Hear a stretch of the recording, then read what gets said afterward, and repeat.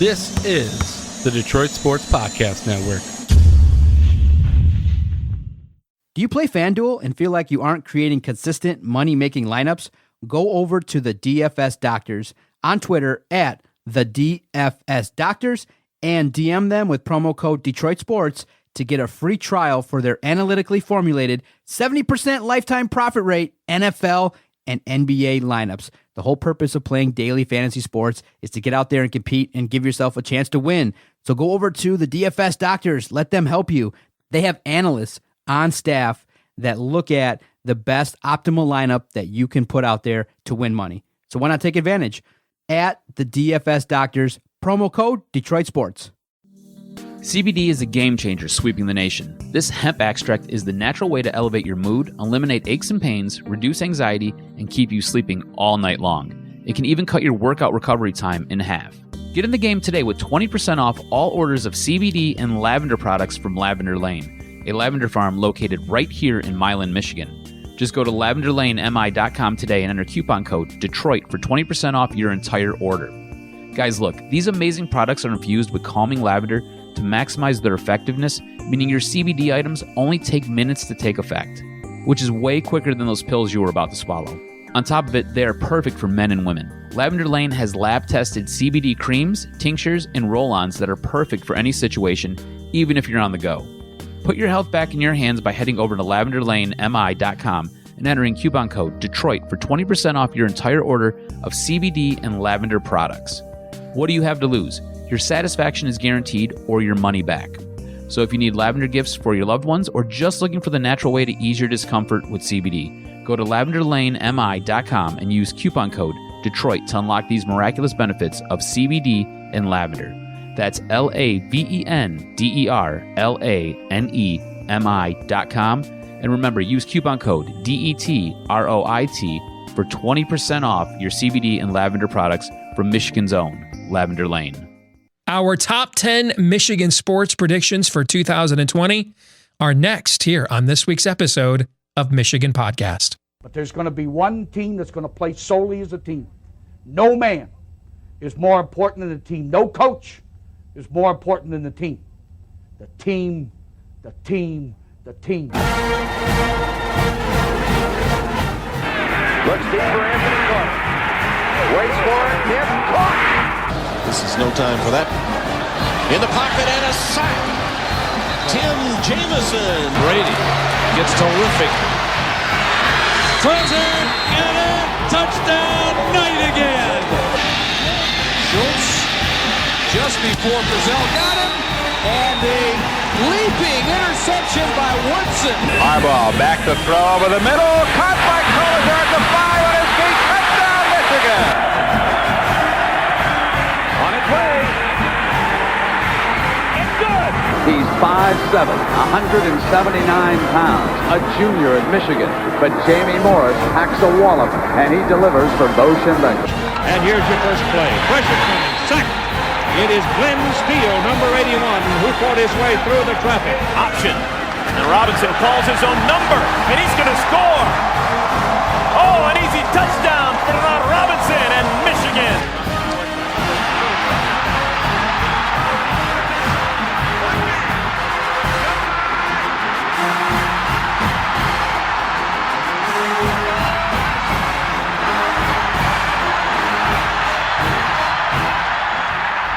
Win it. We're going to win the championship again because we're going to play as a team.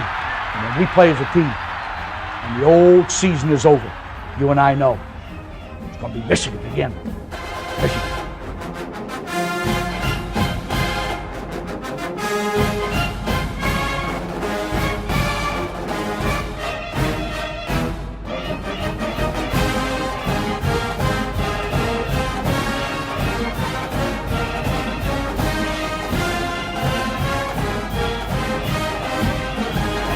Go Blue, and welcome to this week's episode of Michigan Podcast. I'm Steve Deace. We'll have Brandon Brown and Michael Spath back with us for the full roster of the Michigan Podcast Roundtable, the Wolverine Digest Roundtable, coming up a little bit later on. And that's when we'll look at my top 10 Michigan sports predictions for 2020. And we'll let Michael and Brandon decide which of these could come true and which of these do I need to be drug tested for even considering. But I want to begin on a sadly somewhat somber note. And, it never rains but pours, man. And I think you all know I love me some Xavier Simpson, which is why when I got the news, like so many of you did yesterday, which is Monday, because we're taping this on a Tuesday. When we got the word on Monday that Coach Juwan Howard was forced to suspend him for the game against Nebraska, and based on some things I'm hearing, I don't think this is going to be a one-game thing. I hope I'm wrong. And I hope what I'm hearing is wrong. And what I'm talking about is the length of the suspension, not the offense. Okay. But it's a tough time to be a Michigan fan right now. I mean, it just is. We've got a football team that just seems mired in this land of pretty good, the friend zone, as I described it a few episodes back. They just cannot seem to get over the hump. And I don't know about you, but and I hate this because I love Harbaugh, but I'm really losing hope that he's going to get us there. And when I say there, I mean, like, can we just, get to Indianapolis? Can you believe the program with more Big Ten football championships than anybody else by far still hasn't even been to the Big Ten championship game yet?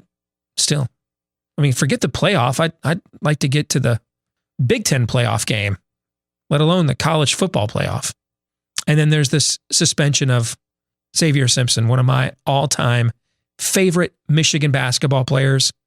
But man, whatever you did that caused you to get suspended, you're letting your team down. You're the captain, you're the senior, you're the leader. We're in a slump. We need you right now. This was a winnable road game, and now against Nebraska, I don't think that it is. Man, it's tough. It's tough being a Michigan fan right now. And I don't see a lot of hope on the horizon in football of getting over that hump. I mean, I haven't won a game in Columbus since they had Steve Bellisari at quarterback in 2000, and they don't have Steve Bellisari at quarterback in 2020. So I don't see us winning there, getting off the schneid. I think basketball it's just fired up to Tom Petty, man. I think we're free falling now. There's just not a lot of get well games on the schedule. We're playing a home game against Rutgers on Saturday. They've got their best team in like 50 years. It's tough, especially if you're like me. I mean, this is your escape, particularly in the wintertime. The desolation of the Midwest, and now a basketball season that seems so promising kind of now seems like it might be over.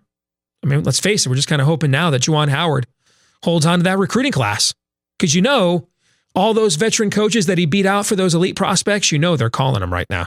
Told you so, rookie coach, in over his head. I mean, he has nothing to do with Isaiah Livers getting hurt or whatever the traffic incident is that Brendan Quinn at The Athletic is reporting. That's what it was. He's got nothing to do with that situation with Xavier Simpson either. And then we've got, another 8.5 months of Michigan football and Jim Harbaugh trolling to look forward to from the college football media. And so much of it we actually deserve that it's not even worth pushing back against the fake news part of it anymore. What's the point? We're going to prove most of it right by the end of the season anyway. I don't know. Maybe I'm just whining, or maybe I've got reason to whine. Well, let's get to it. It's time for the roundtable portion of the episode this week on Michigan Podcast. And the crew, the trio here from Wolverine Digest, are now back and reunited.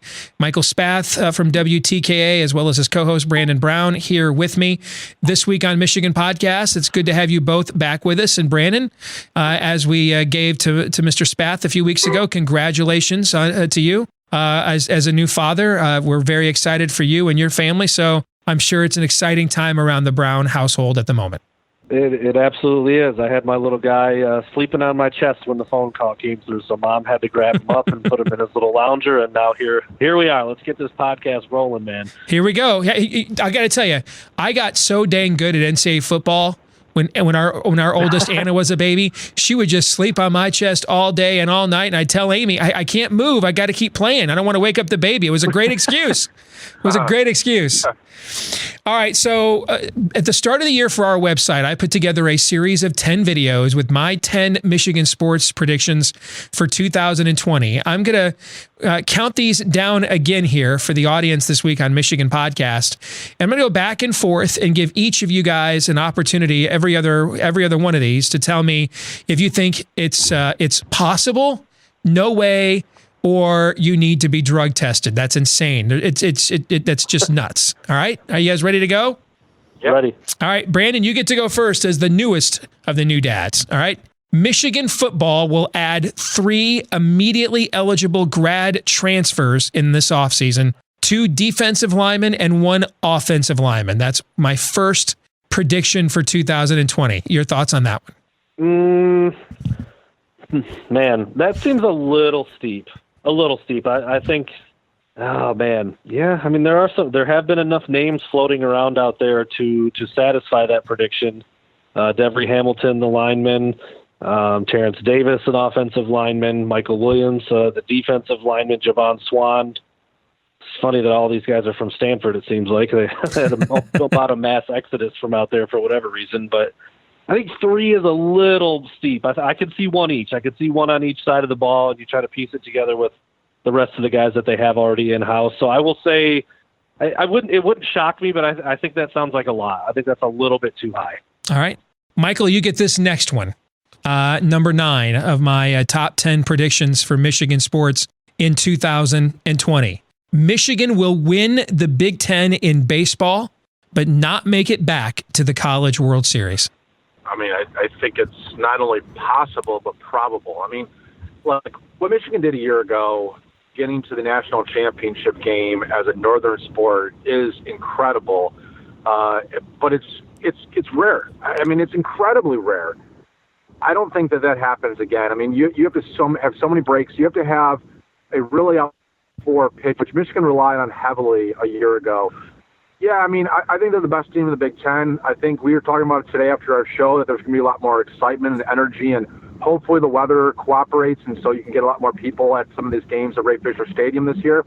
But to predict them to go back to the College World Series, if it happens, awesome, and we'll love it and we'll follow it along. But I think they probably get to the Super Regional, and that's about as far as they go.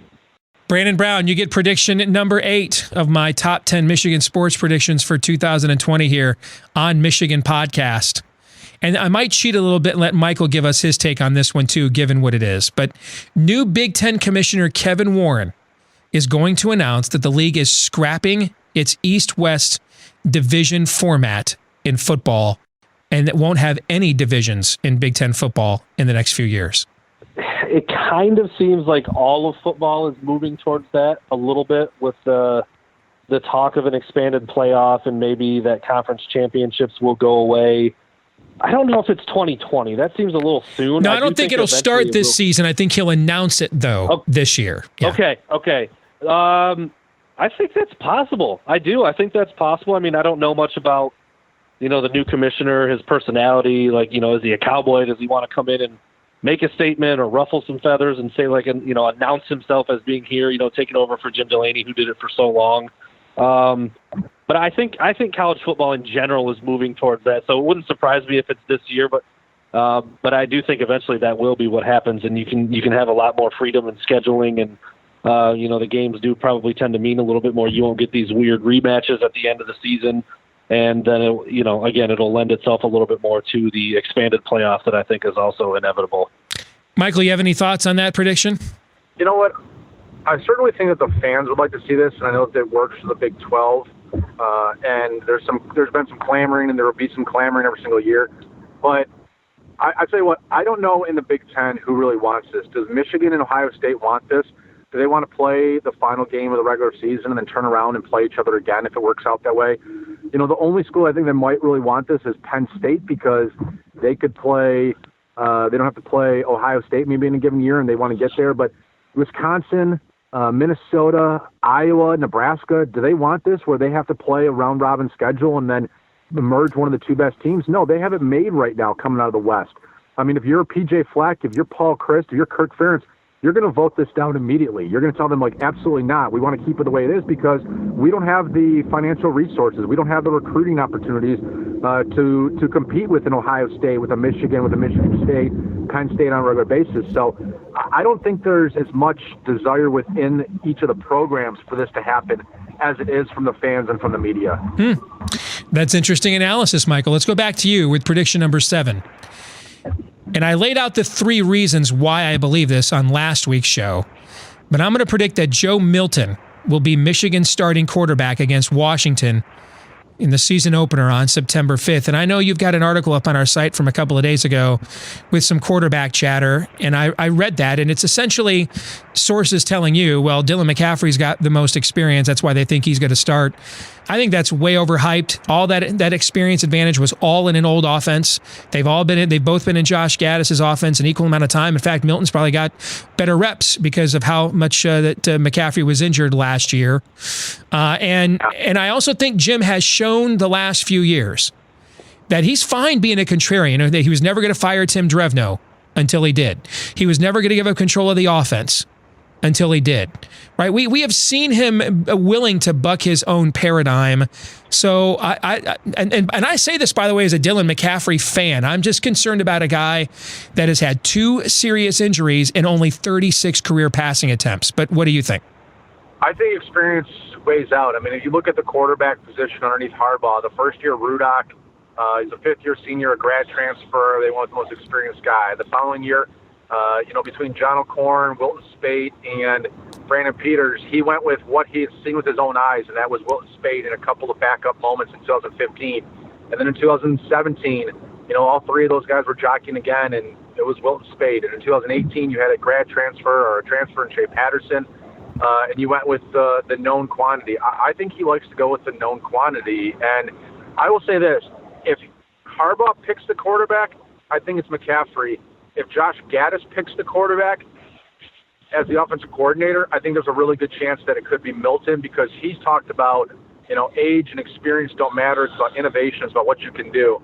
But I ultimately think that Jim Harbaugh will decide who his starting quarterback is, and that's why I think it'll be Dylan McCaffrey. All right, we go back to you here, Brandon. This is my number 6 prediction for Michigan sports in 2020. This seems like a pipe dream right now. Didn't so much when I taped this on December 23rd of last year. Michigan basketball will finish 4th in the Big Ten in Juwan Howard's first season, but then win the Big Ten tournament for the 3rd time in 4 years. This seems like I put down the crack pipe at this particular moment, but I would say this, the top 4 in the Big Ten thing's not going to happen. I'll say this, though. When Michigan lost to Northwestern in early February 2 years ago, and then didn't lose a game again until Villanova on the final Monday night of the season. I mean, we have seen in college basketball teams that even a month or two, or even a week or two left in the season, you're like, I think those guys are dead as a doornail. Think of the year UConn had to win the Big East to get in, and then won 6 in a row to win the NCAA. So that part's not crazy, but I don't think there's any chance. I mean, if Isaiah Livers and Xavier Simpson returned miraculously for Saturday against Rutgers, I still don't think there's a chance that they could finish in the top 4 in the Big Ten. So there I am preemptively undermining my own prediction. Now it's your turn. Yeah, you talked me down off of how harsh I wanted to be a little bit on the NCAA tournament run, but I still think we might need to break out the drug test for the first time on this one, Steve. I don't think the finish in the conference, I mean, you kind of laid out the reasons why that's not going to happen, and they're just too inconsistent. I mean, and I know you've given some specific examples where I'm sure if you went back and tracked those teams and a night-by-night basis and how they were playing in January or December, you'd probably see a lot of inconsistencies too, but I just think it's been too much, especially with Isaiah Livers being injured, and who knows if he'll be able to contribute any meaningful minutes again for the rest of the year. And based on what we are kind of hearing some scuttlebutt about Xavier Simpson, the status of his playing with Michigan moving forward, we just don't know. There's too many uncertainties around the program right now. Juwan Howard is still a first-year head coach. He still has shown that he's still figuring it out a little bit, and Michigan is relying on a true freshman in Franz Wagner and several true sophomores to play some pretty meaningful minutes in Brandon Johns and David DeJulius. Colin Castleton has been pushed out of the rotation a little bit, and Adrian Nunez almost completely. So I just don't see it with this team. On the radio earlier today, we just about all predicted Michigan to lose tonight at Nebraska, which they're one of the few teams below Michigan in the standings in the conference. So, I just don't see it for this year, and I think the roster has some faults on it right now. Even if John Beilein were still the guy, I don't know how much better the team would be. I'm thinking pretty strongly that your prediction is off base. Even though it was only a month ago, it was a very different feel. If Michigan drops 5 in a row tonight, that'll be a pretty bad look. Indeed, we are at Life Comes At You Fast meme bro meme territory for Michigan basketball right now, which brings me to another Michigan basketball prediction that, Michael, you'll get a chance to mock now. Again, this sounded great back on December 23rd when I taped this video, but Michigan will be a number 4 seed in the NCAA tournament and make it to the Sweet 16 before being eliminated. Go ahead, Michael. It's a hanging curveball. Have at it. Well, hanging curveball, I like it. A big fat watermelon coming across the plate. Indeed, yes. Yeah, I was gonna make a snarky, smart ass remark about you want to just substitute NCAA for NIT and we're all set here. From what Brandon was talking about too, and just kind of how we listen to Juwan Howard and some of the scuttlebutt we've been hearing. Yeah, I think Xavier Simpson probably misses another game after this one, and if you miss these 2 games, it's just going to be so difficult. Him being out, even when he comes back, I mean, what does that team look like? Do they trust him completely? Is he losing minutes to David DeJulius? What if DeJulius pops and they put Xavier Simpson back in the starting lineup? I just think there's too many distractions going on. You had Isaiah Livers in there. Their only hope, really, I think, of getting the NCAA tournament is Isaiah Livers coming back in mid-February, Michigan kind of going on like a 4-game run at the end of the season and then winning a couple of games in the Big Ten tournament. Because I just think this thing's going to spiral a little bit longer than just the 4-game losing streak. They might win tonight, but I don't know if they win, more than the Northwestern game after that in this little 8-game stretch that they've had. So I don't see them being. They're certainly not a 4 seed. They might be an 8 or 9 seed and one of the last 4 in, if all goes according to plan, honestly. Brandon, our number 4 Michigan sports prediction for 2020, 5-star wing Josh Christopher. Now, there's a lot of buzz about this now. Back on December 23rd, this was a gambit. Not so much now, where he's got a lot of crystal ball leads, but 5-star wing Josh Christopher will shockingly sign with Michigan. Yeah, I actually, again, going back to when you first put this together in late December, shockingly was probably the right word, but now it would almost be a shock if he didn't, from what it sounds like. He is down to, I don't know if he has like an official top 3, but it sounds like it's Michigan, UCLA, or Arizona State, with Michigan pacing the pack. I know he was really, really, really good friends with Shaquille O'Neal's son, who was at UCLA, but has announced he is transferring, so that kind of seems to have poked a hole in what UCLA was trying to do. And yeah, I mean, Michael and I were texting back and forth during one of Michigan's more recent basketball games. It was the Illinois game when Ayo Dosunmu was kind of taking over, and he's getting to the lane and he's doing pull-up jumpers over a guy he's got a lot of size on, and we're thinking like, man, wouldn't it be great if Michigan had a guy like that? And then Michael kind of responded back like, yeah, that would be Joshua Christopher if he decides to come to Michigan. So it feels, and admittedly, I'm not super plugged into the basketball recruiting side of things, but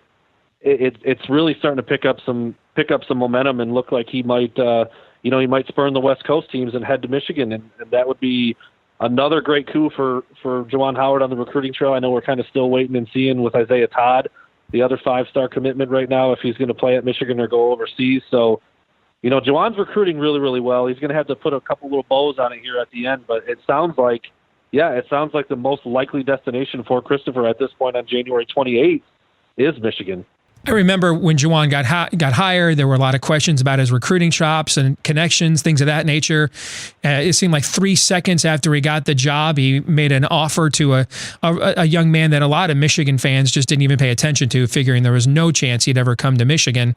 That scholarship offer was to Josh Christopher, and now here we are, 8 or 9 months later, and now that looks like that could turn out to be a stroke of genius. All right, so Michael, you get the number 4 Michigan sports prediction for 2020. I'm sorry, the number 3 Michigan sports prediction. Juwan Howard, if you do the math with the class calculator at 24/7 Sports, he will sign the highest rated basketball recruiting class by a Big Ten school since 2006. That's 15 years. Yeah, I mean, I think it's pretty accurate. They're number 4 class right now. I think they're pretty much locked into number 4 after they got Chase Howard, Juwan's son, on board, and then if they get Josh Christopher, I think they might be able to get up to number 3 but at the very least they're still locked in the top 5. I don't remember having the full list in front of me as I'm driving right now, but I know Michigan State have been in there once or twice, and Ohio State I think was in there, but certainly it'll be the best class in about a decade for the Big Ten. And I'll add something else to it too that stood out to me when I was looking at this is the last 5 years you see Duke and you see North Carolina and you see Kansas and you see Kentucky and you see Arizona and UCLA in the top 5 consistently over and over again. I think in the last 5 years, Michigan would be the highest ranked team to what most of us consider among the non-gray area, the non-cheaters. If you're a Duke Blue Devil fan and you think that your team operates above board 100%, I've got some news for you. You don't.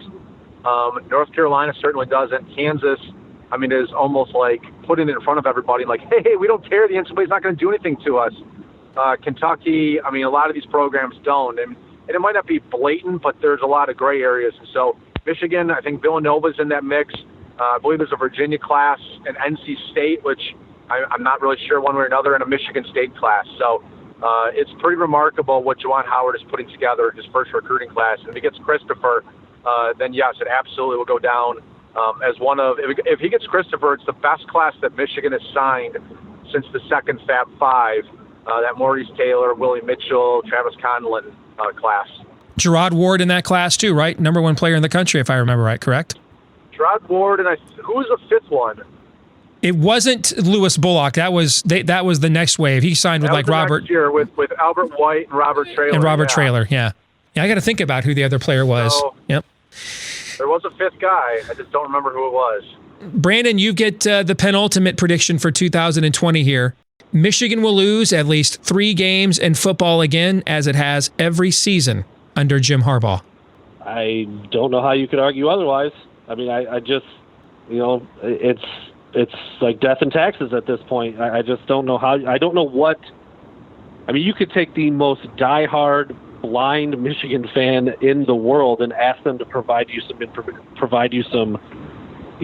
evidence as to why it wouldn't happen. I don't know. What could they say? What could anybody say that would convince you otherwise? It's, you look at the schedule. If it's the Washington game to start the year, being on the road out west, certainly a challenging environment. Ohio State at the end of the year, and then you sprinkle in any one of the teams where Michigan is going to have to either go on the road or play a team with comparable talent, and those have been losses. That's just the way it's been under Jim Harbaugh, and that's not piling on. That's not saying he's not a good coach. That's not saying the players aren't given what they need to give. It's just a fact. It's what has happened every year that he's been here, and so until that changes, I don't know how you could say anything otherwise. And we've talked about this a lot on the radio, and it is what it is at this point. And so, I think if anybody actually offers you up a bet with some action like that, you should probably take it. I think it's just the obvious answer at this point. All right, Michael, you get my number 1 prediction for 2020, and Brandon, I'm going to even the score and let you chime in on this one as well. Jim Harbaugh will either accomplish something significant in 2020. Now, let me define that, since that's an obvious follow-up question. Beat Ohio State, win the division, win the Big Ten, win 11 games, win a major bowl, something along those lines, okay? Jim Harbaugh will either accomplish something significant in 2020, or 2020 will be his final season on the sideline as Michigan's head coach. Now, I could foresee a caveat to this. If they were to go like a 9-3 again, but they sign in December 3, 4, 5 top 100 kids, which it is possible because we have an abnormally strong year of elite level talent in Michigan in the 2020-2021 prep ranks, and you've already got a 5-star quarterback signed, then I could see that being a selling point to keep that class in the fold. But barring that, I just think we're at the point now. You see anecdotal signs, the meltdown at the press conference with the wife, the podcast that's mysteriously disappeared. They're just you see it in the comment section. I was listening to another Michigan podcast hosted by Isaiah Hole talking about how his numbers are down, even with football. This is the most negative people have been since before Harbaugh came. And I just think if you go through that again with another end of the year slump, you're running out of things to sell. So I think this is a determinative year this year. Your thoughts? You know what? I'm going to disagree. I think he signed an original 7-year contract, and I think that he will get 7 years. Something that I have been told is that, he still has, I believe, about $10 million on his buyout. And what I've been told is that because they don't want to make him appear like a lame duck coach, that he could get signed to a 2 or 3 year contract extension, probably more likely a 3-year contract extension, but with a really low buyout, something in the range of $1.5 million to $2.5 million, which Michigan would, if need to. I wouldn't say they're ever going to fire Jim Harbaugh, but they could have some type of mutual, agreement to part ways where he still gets a little bit of his buyout. And so I think that is more likely than him walking away or Michigan severing ties. And I would tell you something that when someone inside the athletic department told me this, and I chuckled a little bit because I said, I remember when you made this prediction, and I asked him what he thought of this, and he said, well, because I'll tell you what, next year schedule pretty hard with going to Washington, open up the season, finishing at Ohio State. Now we got to play a Minnesota team on the road, and Michigan State's down, but it's in East Lansing. Plus you got Wisconsin and Penn State on the schedule. And he said in 2 years, you get Washington at home, and you get Ohio State at home, and you get Michigan State at home, and there's I think Wisconsin comes off the schedule, and he's like, it's just it's almost like a perfect storm in 2 years to create like an ideal scenario for Michigan football. And I kind of laughed, and I said, because that's exactly what it was in 2018, and in 2000. This past year with having Michigan State and Ohio State at home and Notre Dame at home. So I just don't think that Michigan is ready to completely get rid of him. And we'll have to see what the fan base is like, but I think 2021 is more likely to be Jim Harbaugh's final season. For the record, I want this to be a determinative year because he does one of those significant things. Okay, so as I've told you guys before, I'm really torn up about this because he's my all-time favorite player. I mean, he was the first Michigan football player I fell in love with as a kid when I became a Michigan fan, and yet I'm beyond frustrated and just tired of the friend zone thing we've talked about previously. So, and I can just tell you, having covered a lot of coaching searches in my career, they're always a crapshoot, always. Okay, I mean, unless you're willing to, take the full collateral damage of hiring someone like an Urban Meyer, they're always a crapshoot. But I also understand human nature, and you just talk to your own audience. You know what the next 8 months of phone calls on your show right there in the heart of Ann Arbor are. Add another loss to Ohio State and everything else, and I don't see how they recalibrate that if he can't get it done. But I would like to see him get it done. That's my first, second, third, and fourth choice if it was up to me. But it's not up to me as a fan and as an analyst. I'm kind of running out of hope that he can get it done. But Brandon, I want to even the score and give you a chance to chime in on this prediction. Go ahead. Yeah, I mean, Was it 3 things you said? Win 11 games, win the Big Ten, beat Ohio State. Win a major bowl. If they went 10-2 and won the Rose Bowl, we'd be okay with that. Yeah, right? Something like that. Yeah. I don't see 11 wins. I mean, going back to the previous question you asked me, I said I would bet on them losing at least 3 because that's what's happened every single year. So I don't. If you do the math, there's no way you can get 11 wins and also lose 3 games. So I would bet against winning 11 games. I would certainly bet against beating Ohio State. That just seems like an impossibility at this point based on how the last 2 years have looked. And so that obviously kind of eliminates the chance of winning a Big Ten title as well. Now maybe I don't know if Michigan had, I mean, it wasn't close in this regard either, but if Michigan had beat Alabama this past year, would you call that a significant bowl win? I mean, probably, but looked like they're not anywhere near doing that either. So I guess you could debate back and forth and argue a little bit about what a significant bowl win looks like which teams satisfy significant. But at that point, it's just semantics, really. It doesn't really count for anything. So I don't see any of those things happening. And the contract thing with Harbaugh, what Michael was just talking about, if Jim Harbaugh is going into year 6 and gets to the halfway point and starts coming down the home stretch of year 6 and doesn't have a new contract in place, that's some murky water that you don't often put a coach in, because then there's, recruits and parents are saying, well, you don't even have a new contract in place. What does that mean? Like, you're recruiting my kid, but next year you're not even going to be there, or year 7 is your final year and they're not going to renew your contract. You're not coming back. So the idea of a 2 or 3 year extension with a much, much lower buyout seems to make a lot of sense. So I don't think next year will be Jim Harbaugh's last year. I think he will get the full 7 with maybe some form of some reform in there with his contract that would give Michigan a little bit easier of an out. Because I agree with you, Steve. I mean, if you talk about another year of 2 to 3 to 4 losses, another loss to Ohio State, and another, just insignificant bowl loss, which is what they've been over the last 4 years, then I mean, I can't even imagine what it sounds like and feels like in Ann Arbor, because I know what it sounds and feels like already, and it sucks. So I just don't know how any of those things can be. I don't know how any Michigan fan or anybody who's looking at it realistically can say that any of those things would happen. Gentlemen, let's hope the good ones come true and the bad ones don't. It's always good to talk to you. Good to have both of you back again here with us on Michigan Podcast, and we'll talk to you next week.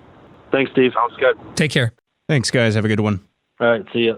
This week's Twitter poll results, we asked you, do you still think Michigan will make the NCAA basketball tournament? Props to the 37% of you out there saying yes. Keep hope alive.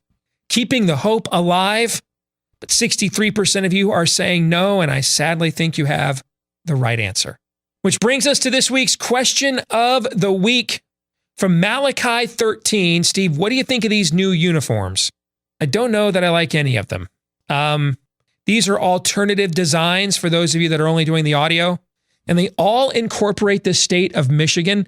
I think somebody has sent these to us in the something similar to this a few years ago. The gray, I'm out. I mean, I don't get the whole gray. If gray and silver is not one of your school colors, I think gray as an alternative third jersey is dumb. I hate when schools do that. Okay. The white is okay. The blue and the maize is okay, but I don't know. Having the state of Michigan in there on the uniform, it seems very Maryland. And when it comes to uniforms and football, I don't want to emulate anything Maryland does. So I'm going to pass. I'm also, though, in a pretty bad mood. So that could have something to do with it. Want to thank all of you for tuning in. Don't forget to check us out all week at WolverineDigest.com. Follow us on Twitter at Michigan Podcast. Hopefully, we'll have some good things to talk about next week. Like, subscribe, and review, whether it's YouTube or iTunes or Stitcher or Google Play. Please, the more of those that you do and the more of those we get, the more it helps to spread the word to other Michigan fans all over the interwebs. We'll be back at it again next week. Until then, go Blue.